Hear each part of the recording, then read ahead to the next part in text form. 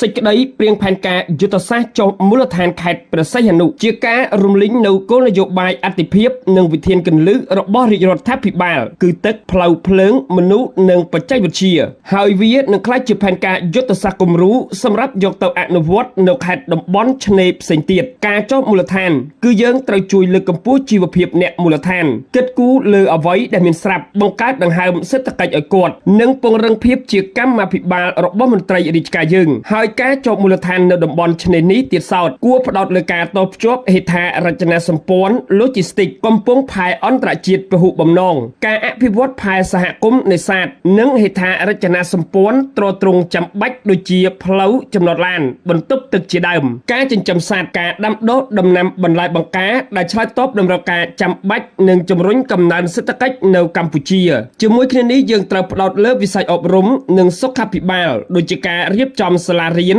ឲ្យជាសាលារៀនកម្ពុជាបណ្ដុះធនធានមនុស្សនិងរៀបចំលំហសាធារណៈបង្កលក្ខណៈឲ្យមនុស្សហាត់ប្រាណទទួលទានអាហារគ្រប់គ្រាន់និងមានជីវជាតិនិងអប់រំផ្សព្វផ្សាយបញ្ជាពួកគាត់ពីការទទួលទានអាហារភេសជ្ជៈដែលបង្កជាជំងឺទូទៅនិងជំងឺរ៉ាំរ៉ៃដែលជាការខាតបង់របស់ជាតិនិងប្រជាជននេះបើយោងទៅតាមកិច្ចប្រជុំពិគ្រោះយោបល់លើសេចក្តីព្រៀងផែនការយុទ្ធសាស្ត្រចុះមូលដ្ឋានខេត្តព្រះសីហនុនាថ្ងៃទី3ខែមេសាឆ្នាំ